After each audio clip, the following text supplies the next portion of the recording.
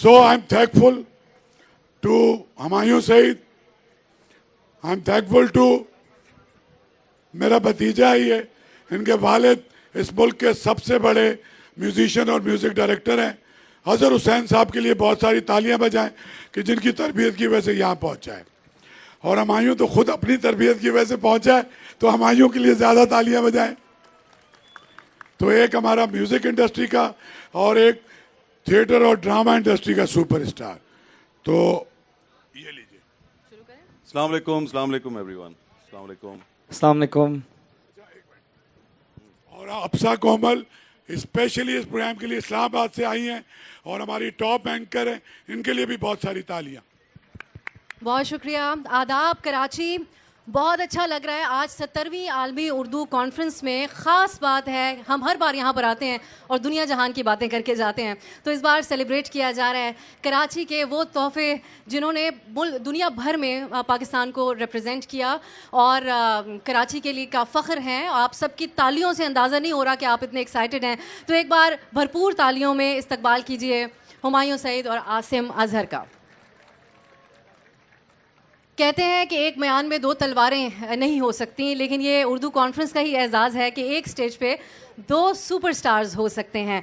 तो अब हम इनसे पूछते हैं कि कराची शहर जिससे आप सबका भी ताल्लुक़ है, जो हमारी, मैं हालांकि कराची से नहीं हूँ लेकिन मेरी पहली मोहब्बत ये शहर है, तो इन दोनों का बचपन और लड़कपन यहाँ पर कैसा गुजरा, क्योंकि कोई भी पैदाइशी सुपरस्टार नहीं होता, एक दौर गुजरता है, तो इनके लिए वो दौर कैसा था, चाहेंगे कुछ नॉस्टैल्जिया में ले जाएं आप सबको। तो हुमायूं, आपसे आगाज़ करते हैं। कराची में आपकी पैदाइश हुई, यहीं पर आप बड़े हुए, लेकिन हम जो आपको एज अ सेलिब्रिटी जानते हैं, हमें लगता है कि जैसे ही आपने होश संभाला होगा, शीशे में खुद को देखते होंगे एक सेलिब्रिटी की तरह और बाहर निकलते होंगे तो पापा राजी आपका पीछा करती होगी। तो कुछ बताइए कि कैसा रहा आपका बचपन का वक्त, लड़कपन का वक्त, और वो कराची और आज का कराची, क्या चीज़ें आपको ऐसी हैं जो याद आती हैं? मुझे बस गलियों में क्रिकेट खेलना याद आता है। मेरा बचपन भी दूसरों की तरह ऐसे ही था और मेरे वालिदैन बड़े सख्त थे, मतलब मेरे अब्बू बहुत सख्त थे, तो इजाज़त नहीं थी रोज़ाना खेलने जाने की, या कभी ऐसे टाइम के ऊपर कि अगर रात में कोई नाइट मैच हो रहा है तो बड़ी मुश्किलों से हमें इजाज़त मिलती थी। तो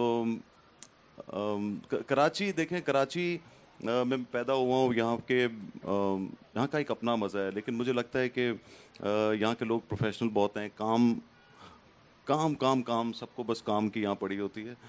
जो मैंने अभी पिछले 20 सालों में देखा है जो कराची में, मेरे ख्याल से पहले ज़्यादा खूबसूरत होता था कराची, अभी उतना नहीं रहा, लेकिन उम्मीद जो है वो पूरी है कि इंशाल्लाह कराची जिस तरह खूबसूरत पहले लगता था वापस लगना शुरू हो गया।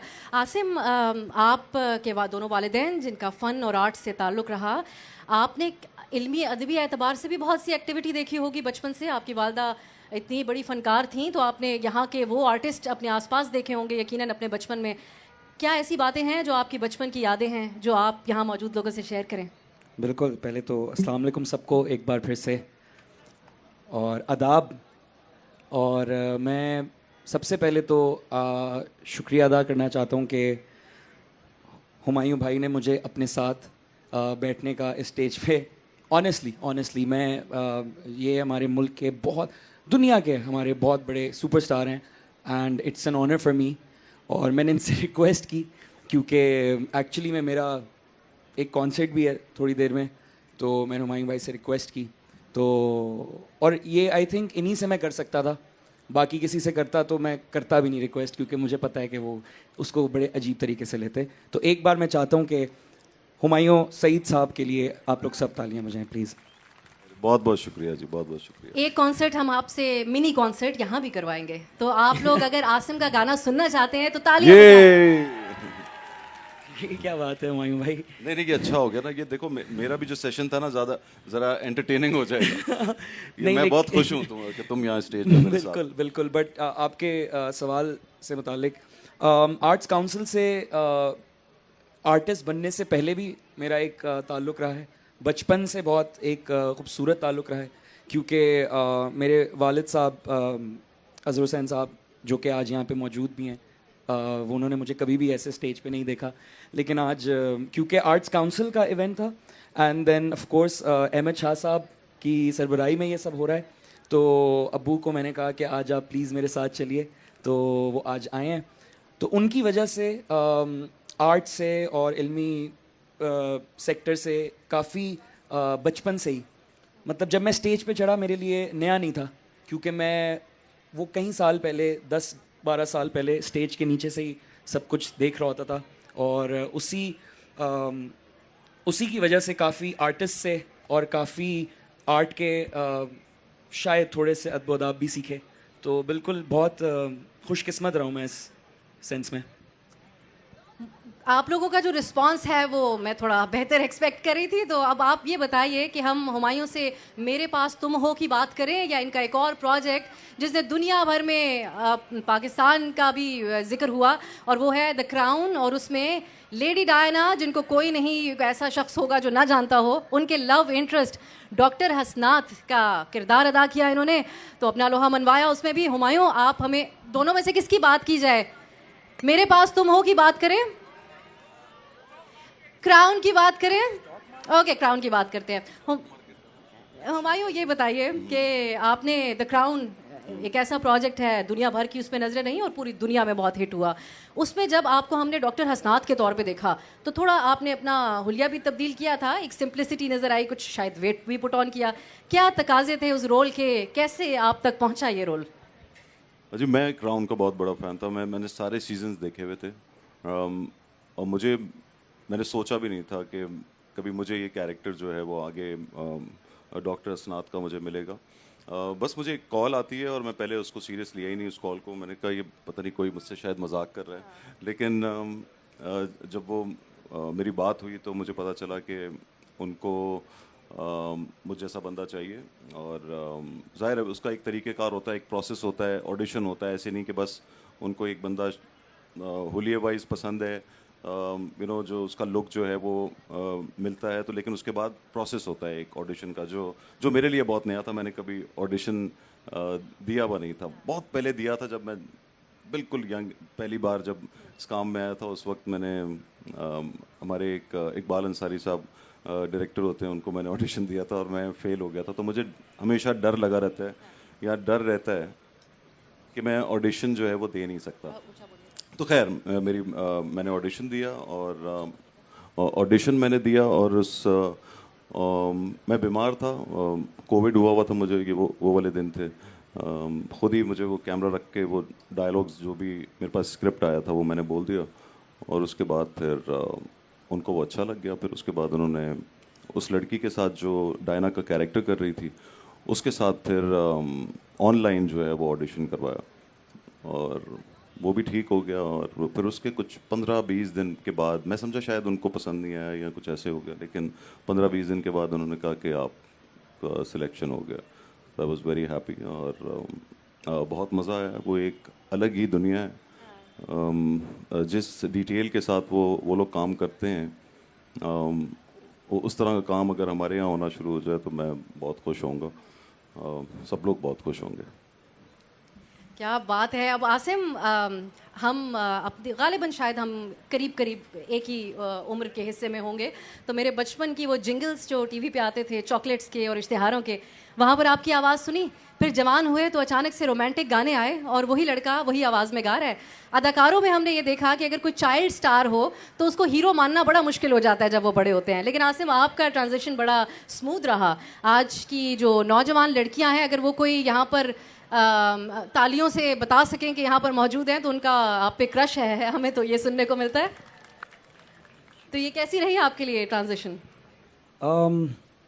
ट्रांजिशन जब हुई तो ऐसा महसूस नहीं हुआ, लेकिन अब यहाँ पे बैठ के आपसे इसके बारे में बात करके अब फील हो रहा है कि हाँ एक काफ़ी ट्रांजिशन थी। आई गेस जिन लोगों को नहीं पता उनको बता देते हैं कि आप लोगों में से, लेकिन अगर ब्रांड का नाम लेंगे तो उनकी मशहूरी हो जाएगी ना ज़रा। शाह साहब हैं यहाँ पे, ब्रांड का नाम ले सकते हैं, जिंगल गाना है ना। बस चलो खैर है, क्या क्या हो गया सनी। आप लोगों ने बचपन में अगर नौजवान है तो किस किस ने वो सुना था, कोकोमो मुझे भी दो कोकोमो, वो मैंने गाया था। किस किस को पता था? ये पता था? किस किस को नहीं पता था? ओके चलो फिर एक और आप लोगों को सरप्राइज देते हैं। ये किसने सुना था? कितना मजा आए रे दुनिया डेयरी मिल्क की वन, सुना है? ये किसने गाया है? मैंने गाया है। ये भी पता था आप लोगों को? किसको नहीं पता था हाथ खड़ा करके बताए। क्या बात है यार, ज़बरदस्त। तो जो उन्होंने क्वेश्चन पूछा उसका रेफरेंस मैं देना चाह रहा था। तो ये कुछ बचपन में फेमस जिंगल्स गाए और उस वक्त ऐसे ही बस नॉर्मल लगता था कि और दरियाफ्त किसने किया आपको आपके ये जिंगल्स के लिए? ओहो हो, ये तो बड़ी मुश्किल। हाँ बिल्कुल, मैं मेंशन करना चाहूँगा हमारे इंडस्ट्री के एक बहुत बड़ी फैमिली है। दे बिलोंग टू लाहौर और पियानो और कीबोर्ड का बहुत बड़ा अगर प्रेजेंस पाकिस्तान में लाए हैं तो उनकी फैमिली का इसमें बड़ा रोल है। मास्टर सादिक साहब, शायद काफ़ी लोगों को नहीं पता लेकिन जिनको पता है, मास्टर सादिक साहब was one of the pioneers of piano. वो ब्लाइंड थे, उनकी फैमिली चलती आई एंड अब उनकी जो 3rd 4th जनरेशन है वो शुजा हैदर, हमारे बहुत ज़बरदस्त शानी हैदर और शानी हैदर, शुजा हैदर। तो उनके एक और भाई हैं विकी हैदर, वो और एक और हमारे बड़े अच्छे भाई हैं ईटी उनका नाम है। और उन्होंने कॉल की कि एक जिंगल है और वो किसी बच्चे से नहीं गाया जा रहा, तो आसिम को भेज दें। आई थिंक अब्बू को या अम्मी को कॉल आई थी तो मैं चला गया और बस मैंने जाके गा दिया और वो आ गया और आज हम उसके बारे में बात कर रहे हैं। और बड़ी दिलचस्प बात यह भी है कि हमें थोड़ा ख़राब भी किया आपने अपने इस जिंगल से। हमने अपने वालिदैन से तकाजा किया कि हमारी गाड़ी चॉकलेट से क्यों नहीं बनी हुई। इस इश्तिहार में तो ये गाना गाते हैं कि हर चीज़ चॉकलेट से बनी होगी। तो अब हुमायूं, हम बहुत से लोगों के जहनों में भी ये सवाल होगा, आपने जिस किस्म के रोल्स किए उसमें या तो आपको एक एंग्री यंग मैन के तौर पे दिखाया गया या एक चॉकलेटी हीरो के तौर पे दिखाया गया। तो क्या ऐसा आपने महसूस किया कि आपके इस इमेज की वजह से, कि जो एक लार्जर देन लाइफ किस्म का एक इमेज बना था, बिलखुसूस ख़वातीन में आपकी पॉपुलैरिटी, आपके संजीदा रोल्स जो आप अदा करते रहे, उसकी एक पॉपुलैरिटी एक वजह रही कि आपने कैरेक्टर एक्टिंग, क्या आपकी ये ख्वाहिश थी कि आपको इस किस्म के रोल्स भी मिले जिसमें आपका हीरो होना या आपकी लुक्स को एक साइड पे रखा जाए और उसमें आपकी अदाकारी को ही सिर्फ देखा जाए? देखें कि जब आप नए नए आते हैं ना तो आपको बहुत हीरो बनने का ही शौक होता है, असली बात है।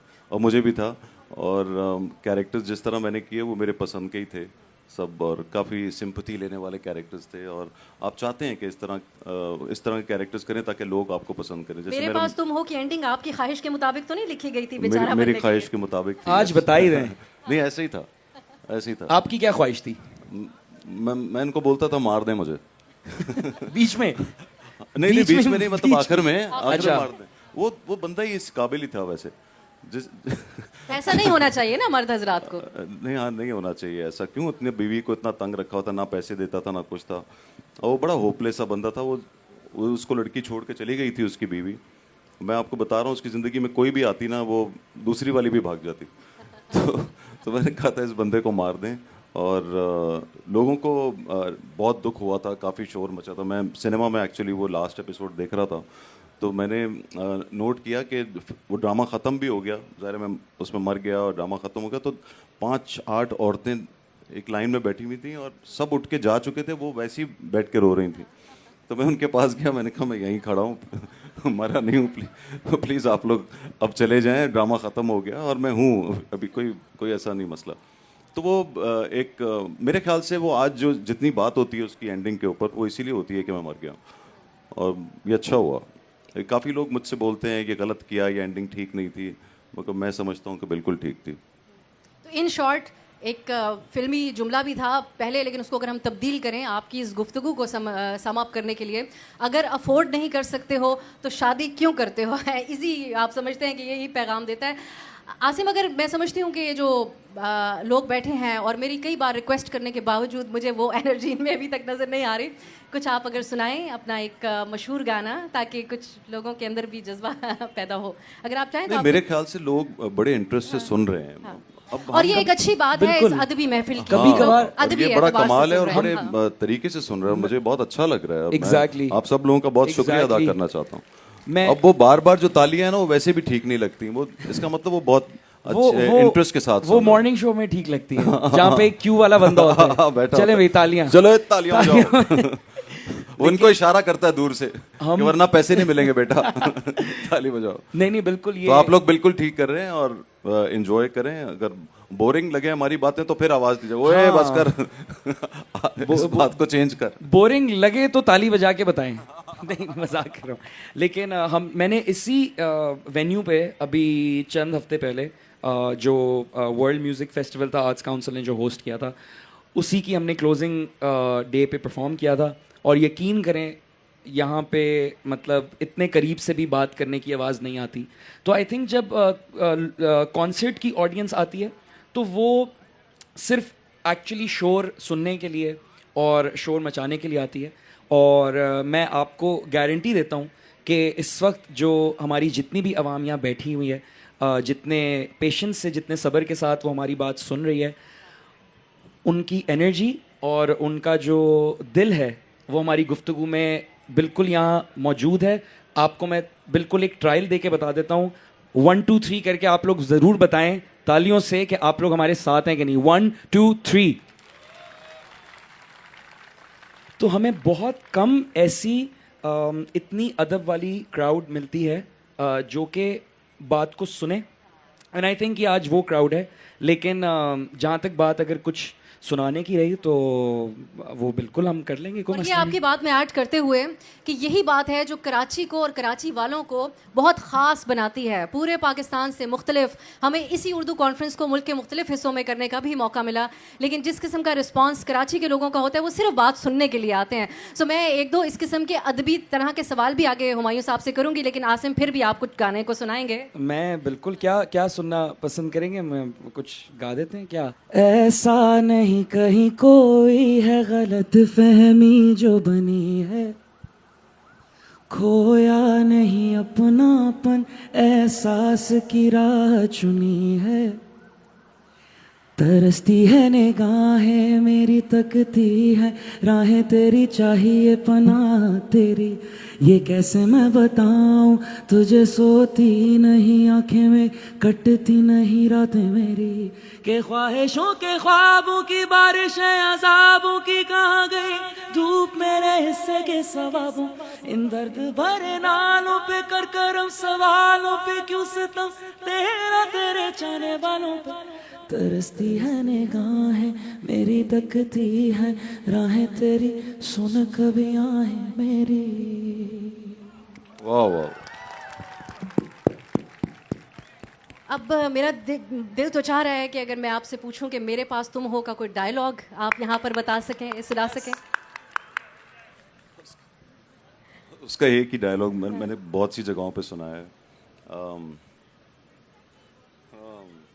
हाँ, नहीं, मगर वो चक्कर ये मुझे उसके अलावा एक कोई डायलॉग याद के ही मैं नहीं बहुत है। मुखालिफ हूँ, अगर इन्होंने वो सुनाया तो लेकिन मेरे मूड पे नागवार वो एक गुजरेगा। सिचुएशनल डायलॉग और कैरेक्टर, वो तो कैरेक्टर की तरफ से it's a fictional dialogue. Humayun भाई वो रिप्रेजेंट नहीं करते बिल्कुल। मैंने काफी प्रेशराइज कर दिया आपको, आप अपनी मर्जी से कोई भी डायलॉग सुनाइए। पीआर कंपनी पीछे यूं लैपटॉप खोल के बैठी।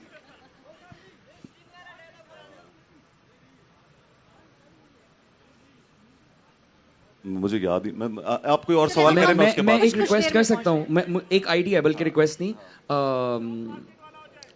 एक पंजाब नहीं जाऊंगी का भी बड़ा जबरदस्त एक आपका मोनोलॉग था, उससे भी कुछ वो था हेल्प। Help me Durdana. वो ऐसा था उसका, रोटी खोल दे शफीक अहमद। वो सही है, सारे डायलॉग तो इनको याद है। अच्छा, अब हुमायूं एक बहस रहती है, वो ये है कि ड्रामा और आप तब जैसे बड़े बड़े अदाकार जो हैं उनका ज़्यादा फोकस कई साल ड्रामा पे रखने, क्योंकि हमारे यहाँ फिल्में उस तरीके से नहीं बन रही थी। जब से एक रिवाइवल हुआ तो आपकी बहुत बड़ी जो सुपरहिट फिल्में हैं वो आपकी फिल्में आई, लेकिन आप प्रोडक्शन भी करते हैं, आप बहुत बड़े ड्रामाज हैं जो आपकी तरफ से बनाए जाते हैं, आपके प्रोडक्शन हाउस की तरफ से। ये कहा जाता है, ये इन ख्यालात का इजहार किया जाता है कि हमारे ड्रामा ने फिल्म को कहीं जो है वो बैकग्राउंड में भेज दिया, और फिल्म जो थी वो एक अदाकार के लिए एक बड़ा एक मीडियम होता है, एक ब्रॉडर मीडियम होता है जिसमें उसको हर अंदाज में दिखाया जाता है। वो एक्शन भी कर सकता है, एक लार्जर देन लाइफ किस्म का रोल भी अदा कर सकता है। ड्रामा जो है वो बड़ा महदूद कर देता है। क्या आप इस बात से इत्तेफाक करते हैं? देखिए, ड्रामे की अपनी एक, क्योंकि जब आप 13 किस्तें करते हैं ना तो उसका स्क्रीन प्ले डिफरेंट होता है। या 13 किस्तें या 30 किस्तें या 50 किस्तों का ड्रामा जो होता है, उसका जो क्राफ्ट है वो डिफरेंट है।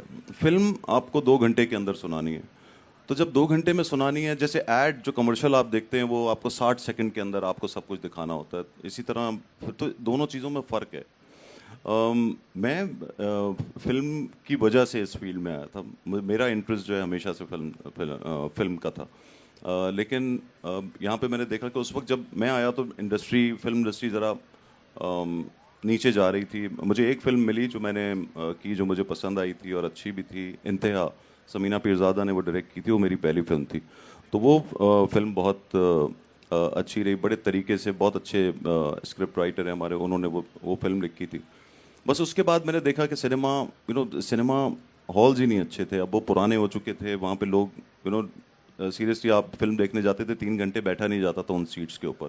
तो ये एक बहुत बड़ा सेटबैक था। और फिर उसके बाद हुआ क्या कि आफ्टर 10 इयर्स 2010-8-9 में सिनेमाज, ये सबसे पहला बना यहाँ पे एक सिनेप्लेक्स बना, एट्रियम।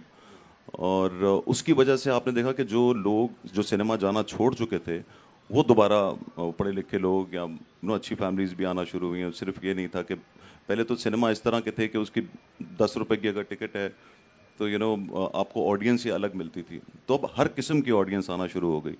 तो तब मुझे ये ख्याल आया कि मुझे पहली फिल्म अपनी बनानी चाहिए, और मैंने वो फिल्म बनाई थी मैं हूँ शाहिद आफरीदी। जबकि वो स्पोर्ट्स फिल्म थी, उसके अंदर मेरे साथ कोई ब्रांड भी था साथ, तो मेरी और हिम्मत बढ़ी कि मैं वो फिल्म बनाऊँ। तो वो फिल्म जो है वो, हालांकि उस वक्त इतने सिनेमाज नहीं थे, मेरे ख्याल से कुछ 10-15 सिनेमाज थे टोटल। तो उस वक्त भी उसने बहुत अच्छा बिजनेस किया। तो मुझे लगा कि कॉमेडी के अंदर और इस तरह की फिल्म के अंदर भी पोटेंशियल है। तो अगर मैं फुल कॉमेडी फिल्म बनाऊंगा तो वो ज़्यादा सक्सेसफुल होगी। फिर मैंने बनाई थी जवानी फिर नहीं आनी। बस उसके बाद फिर मेरी हिम्मत नहीं टूटी, और फिर जवानी फिर नहीं आनी 2, फिर पंजाब नहीं जाऊंगी और लंदन नहीं जाऊंगा, वो सारी फिल्में। और जिस तरह की सक्सेस जवानी फिर नहीं आनी की रही, उसने यकीनन पाकिस्तान की फिल्म को रिवाइव किया, और उसमें सबसे बड़ा किरदार कहा जाता है इसी फिल्म ने अदा किया। आसिम, हमारे यहाँ जो मौसीकार हैं उनमें एक और भी बड़ा नाम है आतिफ असलम। उन्होंने तो एक्टिंग में भी अपने आप को आजमाया। तो अब आप भी यंग हैं, आपकी बहुत बड़ी पॉपुलैरिटी है यंग नौजवानों में, तो आपको भी कोई ऐसी ऑफर होती है? अगर हुई तो आसिम का ऑफर मैं भी कर चुका हूँ, और आसिम का मैंने ड्रामा देखा हुआ है, आसिम ने एक्टिंग की है और ये बहुत अच्छी एक्टिंग करता है, बहुत नेचुरल एक्टिंग करता है। तो ऐसा कुछ हम देखेंगे आपको मैं अभी भी एक्टिंग कर रहा हूँ, अभी भी एक्टिंग नहीं, आपने बिल्कुल आतिफ भाई का नाम लिया। आई थिंक उन्होंने जिस अपने पॉइंट ऑफ करियर में एक्टिंग चूज़ की, माशाल्लाह से वो, आई थिंक दुनिया में कोई भी आर्टिस्ट चाहेगा जो उन्होंने अचीव किया है वो अचीव करना, तो उन्होंने बहुत सारी अचीवमेंट्स करके उन्होंने आई थिंक ये रुख इख्तियार किया इन म्यूज़िक। पहले उन्होंने काफ़ी चीज़ें कॉन्कर की, उसके बाद उन्होंने किया। तो I think but I don't know, हो सकता है उनका ख्याल इसमें कुछ और है, बट ये मैं अपना नज़रिया आपको बता रहा हूँ जो मैंने नोट किया। तो उसी तरह से आई थिंक मुझे भी ये लगता है कि मैं चाहता हूँ कि मैं पहले एक चीज़ में जाना जाऊँ और अच्छा जाना जाऊँ और माना जाऊँ उसमें थोड़ा बहुत, और इसके सॉरी थोड़ा सा मैं इसमें रूहानी बात एक करूँगा, शायद थोड़ी सी बोरिंग हो, लेकिन मुझे लगता है कि आप अपने फ़न से जब तक सच्चे रहेंगे तब तक वो इन रिटर्न बदले में आपको सच्चाई के साथ शायद कामयाबी दे। और मेरा ये मानना है। तो एक्टिंग, मैं इस वक्त एक्टिंग के एक बहुत बड़े जैसे मैं कहूँगा एक यूनिवर्सिटी के साथ हम बैठे हैं इधर। एक्टिंग बहुत मुश्किल काम है, मतलब मुझे अजीब लग रहा है कि हुमायूं भाई के साथ बैठ के एक्टिंग के बारे में बात करना, लेकिन एक्टिंग में सबसे कम काम एक्टिंग है। लाइक कैमरे के सामने जो आप सीन परफॉर्म करते हैं ना, वो उसका सबसे छोटा पार्ट है। उसके अलावा सारी जो बाकी चीज़ें वो ऑब्जर्वेशन है, वो उसका पूरा प्रोसेस है। तो वो एक बहुत मुश्किल प्रोसेस है, और मुझे लगता है कि मैं ऐसे ही अनएजुकेटेड होके एक्टिंग वाइज कि मैं ऐसी एकदम से कैमरे के सामने खड़े होके शुरू कर दूं और कहूं कि मैं एक्टर हूं। हालांकि मेरे लिए एक बहुत बड़ी बात है कि हुमायूं भाई ने कहा कि कि मतलब ये ठीक है, एक्टर मैंने ठीक है। इसका काम देखा है एक्टिंग करते हुए, एंड ही वाज गुड। मैंने एक कोई टेलीफिल्म देखी थी, बिल्कुल बिल्कुल और एक को मैरीन के किसी जी, वो उसमें भी था। ब्रांडेड हाँ, एक वो बिल्कुल। ब्रांडेड एक और एक कुछ था। आपके लिए वो सिन्फ़े आन, आपका एक प्रोजेक्ट सिन्फ़े आन जो था, उसमें एक छोटा सा वैसे तो मैंने उसमें किया था, yes, बिल्कुल yes। बिल्कुल उसमें अपीयरेंस की थी। सो एक्टिंग ठीक है, एक्टिंग जो है वो मैं समझता हूँ बहुत मुश्किल काम है, मुझे बहुत मुश्किल लगती है, मुझे आज तक मुश्किल लगती है। मेरा पहला दिन जब होता है या पहला 2 दिन होते हैं शूट के कोई किसी भी नए प्रोजेक्ट के, तो मुझे लगता है मैं पहली बार ये काम कर रहा हूँ। मैं उसी तरह मैं डायलॉग्स लेके बैठा हुआ होता हूँ। मुझे लगता है कि अगर आप बहुत अच्छे तरीके से अपने डायलॉग्स याद कर लेते हैं तो उसके बाद फिर आप उसके अंदर कुछ उसको और बेहतर परफॉर्म कर सकते तो हैं। अगर अगर अगर हुमायूं सईद ये कह रहे हैं कि बहुत मुश्किल काम है एक्टिंग, तो मुझे माफ़ कर दें, मैं तो असल में अच्छी एक्टिंग मेरे ख्याल से करना बहुत मुश्किल काम है। बिल्कुल बिल्कुल। और उसमें होता ये है कि जितना कम आप एक्टिंग करो, लगना नहीं चाहिए कि आप एक्टिंग कर रहे हैं। ये मेरे ख्याल से एक्टिंग का कमाल है। आसिम ने एक बात कही, इन्होंने कहा कि अभी मैं अपने आप को इस्टेब्लिश करूंगा और उसके बाद फिर मैं सोचूंगा अगर एक्टिंग की तरफ गया। अब कोई खातून अगर ये बात कह रही होती तो सामने लोगों ने सवाल पूछना था कि क्या तुमने हीरो की खाला का रोल करना है, अपने आप को कितना अरसा इस्टेब्लिश करोगी, एक उम्र की हद जो है वो बना दी गई औरतों के साथ। तो हुमायूं साहब क्या बात है कि आप आज भी नई आने वाली एक्ट्रेसेस के साथ हीरो के तौर पे आते हैं, कि एक तफरीक है उम्र की, मर्द और हजरात की अगर हम बात करें? देखो, हीरो की कभी कोई उम्र नहीं होती और हीरोइन की भी कोई उम्र नहीं होती। ये तो वो जवाब देने के ऊपर है कि आप कैरेक्टर क्या है। आज मतलब पूरी दुनिया में जो अब एक्टर्स हैं, समझ ले डेंजल वॉशिंगटन है, अगर वो आज 60 साल के हैं या 65 साल के हैं, या केविन कॉस्टनर हैं, वो आज भी हीरो आ रहे हैं। वो हीरो तो कैरेक्टर है कि वो क्या है, उसके अंदर उसके साथ लड़की है या नहीं है। हमारे यहाँ तो हीरो समझा ही उसको जाता है जिसके साथ एक हीरोइन है। वेस्ट के अंदर ऐसा बिल्कुल नहीं होता। और दूसरी बात ये कि मेरिल स्ट्रीप है, आपके पास दुनिया की बड़ी बड़ी एक्ट्रेसेस हैं जो आज एक सॉलिड कैरेक्टर में आती है। बेसिकली चक्कर क्या होता है कि आप लीड कैरेक्टर की बात कर रही हैं, और लीड कैरेक्टर जो है वो वही करता है या करती है जिसमें वो पोटेंशियल होता है या जिसको लोग पसंद करते हैं। और जो आप समझते हैं, राइटर डायरेक्टर ये समझता है कि हाँ इसको ये कैरेक्टर करना चाहिए। तो आपका सवाल क्या था? मैं सवाल में ही ऐड कर देती हूँ, लेकिन हमारे मिसाल के तौर पे जब आपने अपना पहला प्रोजेक्ट किया होगा तो आपके साथ जो लीड एक्ट्रेस आई होंगी, क्या आज हम देख सकते हैं आपकी तरह वो भी हीरोइन का रोल कर रही हो या लीड रोल कर रही हो? हमने देखा उस सब कर रही हैं, मैं सबा कुछ कमल नाम कर अगर रही हैं। अच्छा, तो आपने स्टार्ट जब किया, मैं उस दौर से जब मैंने स्टार्ट किया तो सादिया इमाम, नादिया जमील, सानिया सईद, बिल्कुल। और आज भी आप वो आज भी लीड कैरेक्टर्स में बिल्कुल आती ऐसे ही है। हैं, लीड कैरेक्टर में आती हैं और कमाल की एक्ट्रेसेस हैं। और कौन था मेरे साथ? ज़्यादातर यही थी, सादिया इमाम, सानिया सईद। और तो फिर तो हमारी ख्वाहिश होगी कि हम एक सीक्वल देखें जवानी फिर नहीं आनी का, जिसमें सानिया सईद हों और जो आपके साथ दीगर बिल्कुल हो अदाकार सकती Why है। not, है ना? बिल्कुल हो बड़ा सकती अच्छा है। आइडिया है। बहुत अच्छा आइडिया। नादिया जमील भी हो सकती हैं, नादिया जमील भी हो सकती हैं। क्यों नहीं हो सकती? अच्छा, अब हम आसिम, आप खुद लिखते भी हैं अपने अपने लिरिक्स, गाने। एक दौर था जब पुराने अदवार के गाने जो कि हम आज तक सुनते हैं और नौजवान भी सुनते हैं, उसके लिरिक्स होते थे, एक एक लफ्ज़ लोगों के जहनों में रह जाता था। हमने यही ख़ास बात देखी कि आपका गाना तो बहुत नए दौर का होता है, लेकिन लिरिक्स इसी तरह लोगों के जहन में रह जाते हैं। तो क्या चीज़ें हैं जिनको मद्देनज़र रखते हैं आप इंतखाब करते हुए? जी, मुझे लगता है कुछ अलग नहीं मैं सोचता, और मैं इस पे भी यकीन करता हूँ कि जो भी अपनी कोई भी चीज़ लिखता है, चाहे वो गाना है, चाहे वो स्क्रिप्ट है, चाहे वो कोई प्ले है, वो अपनी उसमें अपब्रिंगिंग से और अपने कल्चर से बहुत मुतासिर होकर लिखता है, ठीक है? तो विद दैट बीइंग सेड, आज अगर कोई डिफरेंट वोकैबलरी में गाने आ रहे हैं तो आई थिंक वो एक नए दौर की भी निशानी है कि कल्चर इतना डाइवर्स हो गया है, दुनिया फ़ोन पे डिजिटली इतनी ऑन हो गई है। मेरे पास एक मिसाल है वैसे आपके एक गाने की और मेरे जहन से निकल ना जाए। क्या? एक गाने में ये कहते हैं कि तेरे खर्चे हजारों क्यों इतने नखरे पालूं। तो ये यकीनन मुझे लगता है मेरे पास तुम हो का जो हुमायूं का कैरेक्टर था वो ये गाना गा रहा है। हाँ मतलब देखें, अगर अगर उस कैरेक्टर को हम 2020 21 22 में एक 21 साल के लड़के पे कर दें तो वो नॉर्मल गली में शायद ऐसी बात करेगा।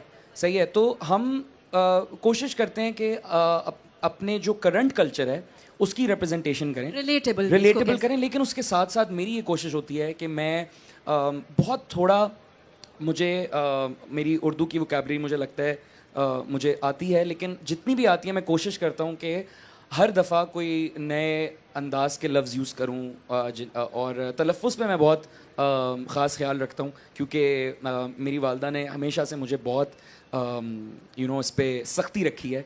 और मेरे कुरान टीचर भी जो थे कारी साहब, उनकी वजह से मेरा काफ बहुत एक अच्छा है, तो वो मैं इन चीज़ों का बहुत ख्याल रखता हूँ। लेकिन आई थिंक गाने के मूड पे डिपेंड करता है।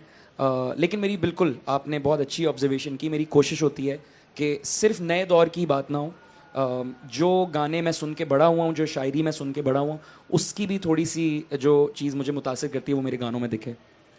हुमायूं, हम रिलेटेबल होने की बात कर रहे हैं। अब आपके, मैंने जिस पहले जिक्र किया कि जितने रोल रहे वो ऐसे ही थे कि ये एक हीरो हैं और आप इन तक नहीं पहुंच सकते इतनी आसानी से। तो आप समझते हैं कि अब आप चाहेंगे कि रिलेटेबल, क्योंकि एक ऐसा दौर है इंटरनेशनली हम देखते हैं कि जो सेलिब्रिटीज़ हैं वो एक आम आदमी की तरह बात करने की भी कोशिश कर रहे हैं, उनसे मुखातिब भी ऐसे होते हैं कि हम आप जैसे ही हैं, हम सस्ते कपड़े पहनते हैं एंड ऑल दैट। तो आप भी चाहेंगे कि उस तरफ जाएं या इसी तरह आप आगे कंटिन्यू करना चाहेंगे? ऑब्वियसली आप बहुत हम्बल हैं, लेकिन क्या एक आवाम आपको फासले से ही देखेगी या ऐसे किरदार जिससे कोई भी देखने वाला कहे कि ये तो मुझ जैसा शख्स है? देखिए, मेरे पास तो का कैरेक्टर ऐसा ही था, और वो तो मजाक की बात है कि मैं वो कह रहा हूँ कि वो ऐसा था वैसा था, वो उसको मर जाना चाहिए था। लेकिन ये प्रॉब्लम्स तो किसी के साथ भी आ सकते हैं कि हमारे बहुत सी ऐसी आवाम है जिन जो ईमानदार था वो बहुत और बहुत रिलेटेबल कैरेक्टर था, और बच्चे पालने उसकी बहुत कम तनख्वाह है, लेकिन वो उसको फिर भी अपने बच्चे को भी खुश रखना था, अपनी बीवी को भी रखना था। खैर, कहानी उस ड्रामे की वो किसी और तरफ जाती है, बेसिकली वो बेवफाई का एंगल उसके अंदर आता है। और तो आई थिंक ये बहुत रिलेटेबल कैरेक्टर था।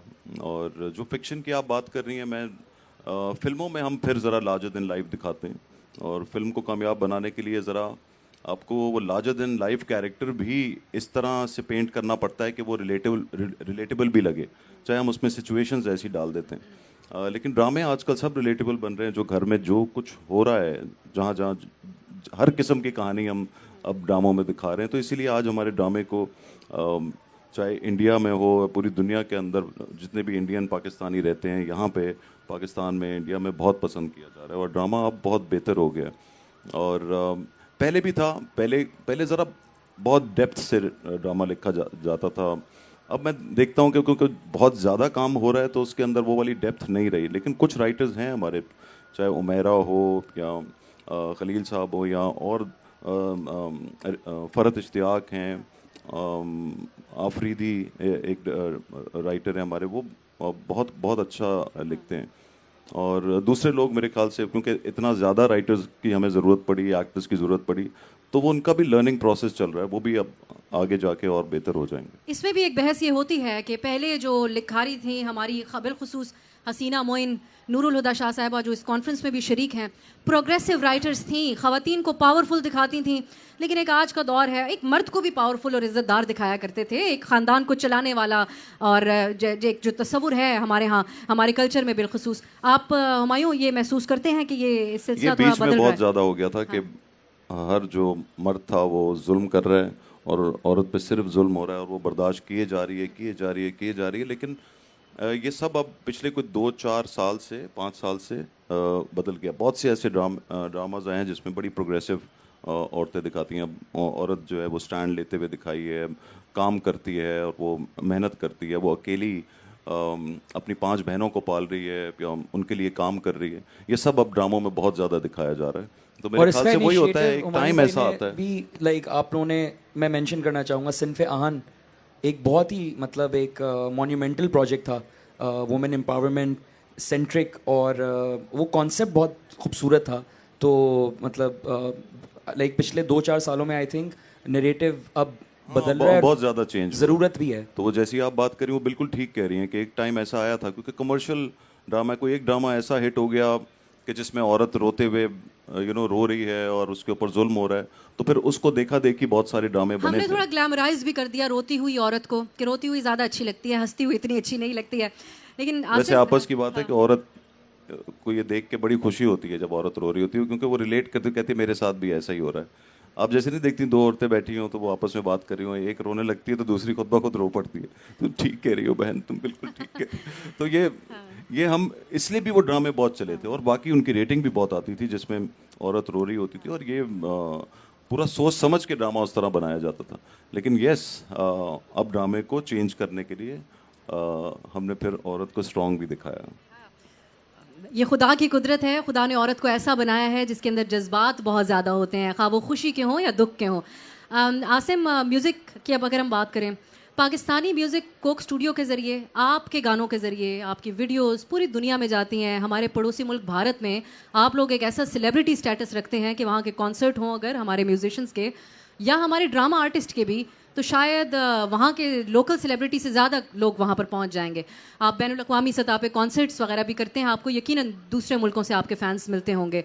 तो आप समझते हैं कि हमारे यहाँ इतना अच्छा म्यूज़िक के लोग सुनकर हैरान रह जाएं, हमारे कोक स्टूडियो को देखकर हैरान रह गए और सुनकर, तो यहाँ पर म्यूज़िक स्कूल्स होने चाहिए, इसकी मज़ीद पजीराई होनी चाहिए। जो नौजवान है उसको पता है कि आवाज़ तो मेरी बहुत अच्छी है, लेकिन कुछ सीख कर आगे मज़ीद निकले और आप लोगों जैसे म्यूजिशंस में शामिल हो। बिल्कुल, देखें, आर्ट स्कूल्स तो किसी भी सोसाइटी के लिए बहुत ज़रूरी हैं। आर्ट्स को बहुत ही एक बेसिक लेवल से हमारी जनरेशन में इन्फ्यूज़ करने की बहुत सख्त ज़रूरत है, सिर्फ हमारी नहीं बल्कि दुनिया में कहीं भी।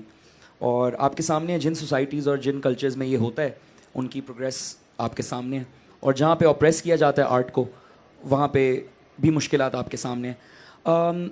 लेकिन मैं इसके साथ साथ बिल्कुल मेंशन करना चाहूँगा कि जैसे आर्ट्स काउंसिल अभी तक इस मुहिम को बहुत ज़ोर से लेके चल रहा है, डेफिनेटली।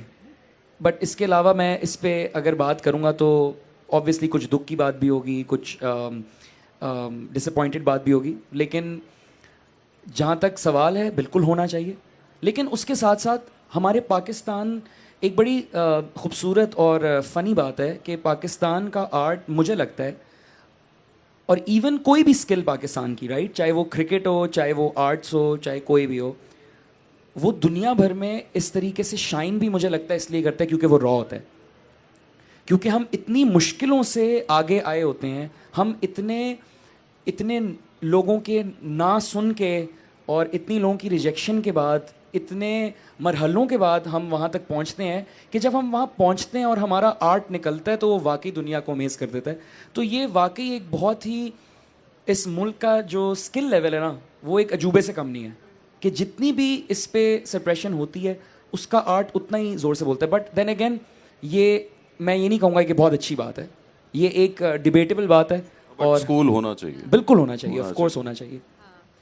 और इसमें ये ऐड करते हुए, हम इतने अच्छे दिल के लोग हैं हम पाकिस्तानी। एक ग्लोबल अभी सर्वे आया था, एक इंडेक्स है जिसमें पाकिस्तान नंबर 1 के ऊपर है एक दूसरे का ख्याल रखने वाले, एक दूसरे का एहसास करने वाले लोगों में।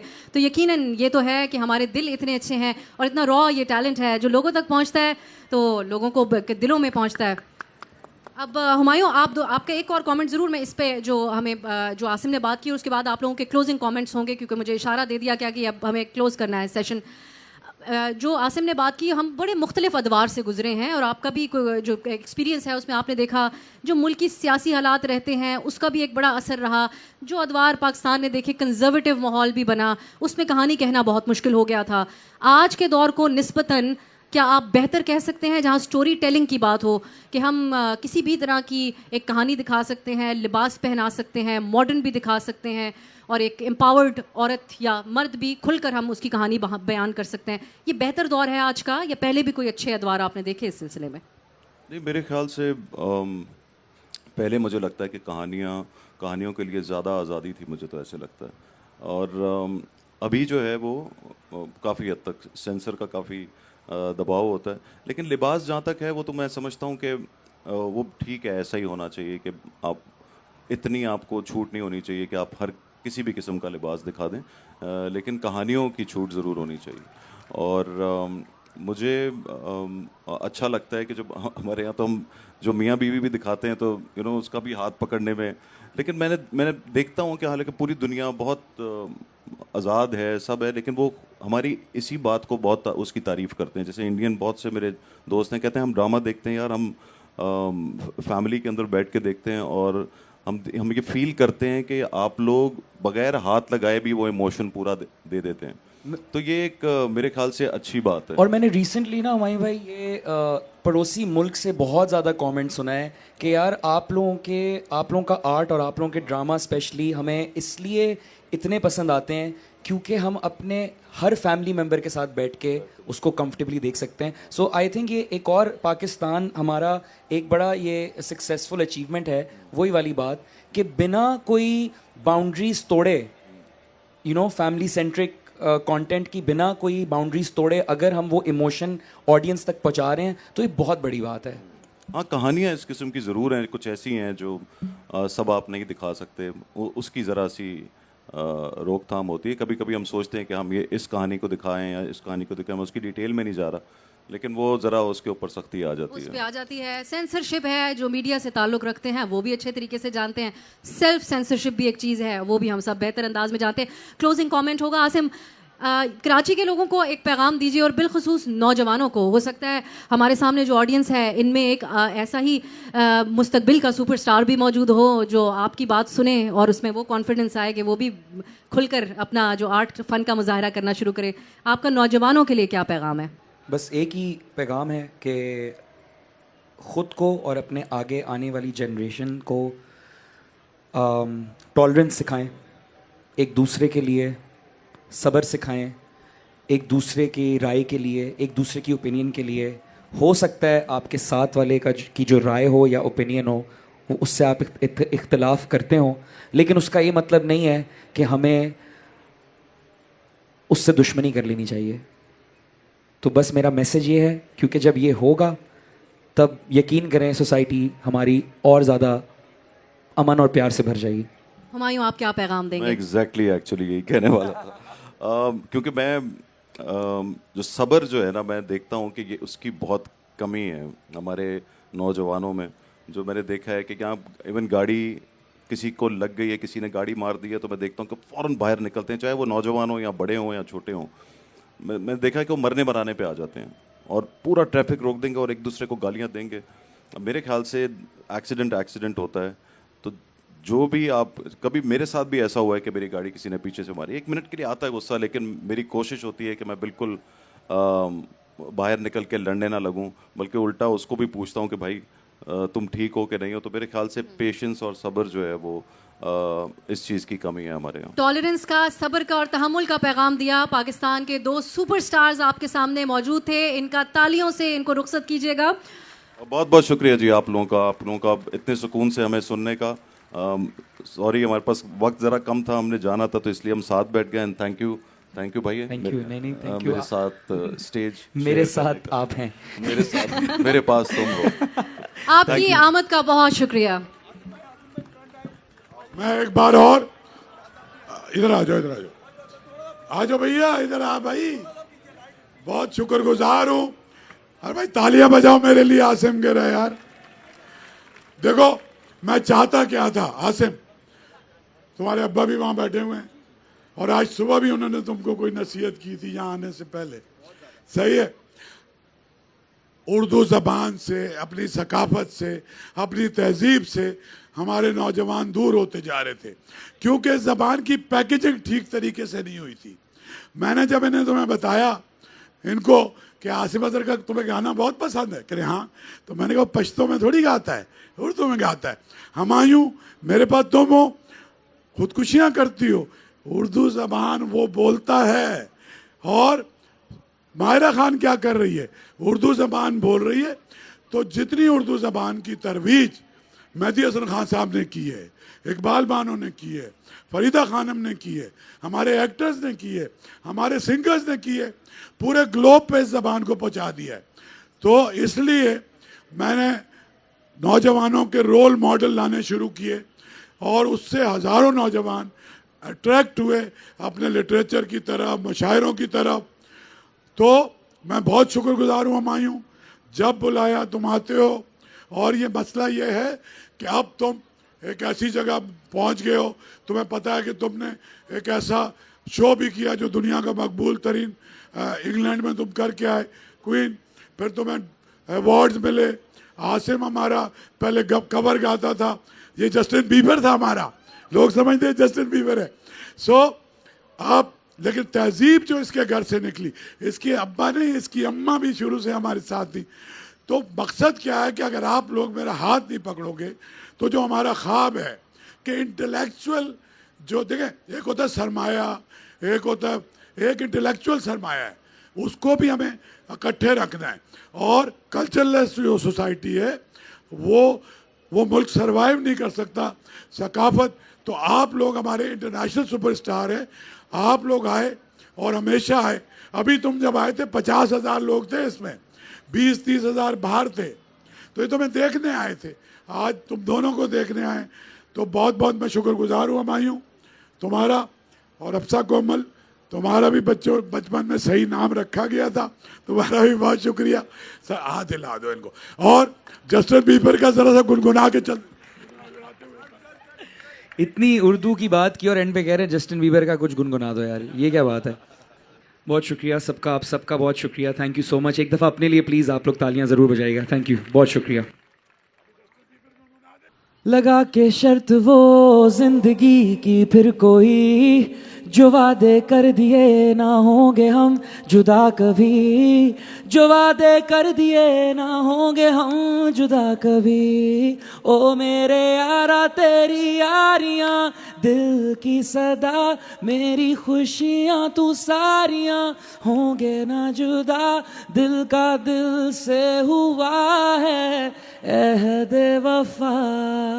ओ thank you so much guys, बहुत शुक्रिया आप सबका।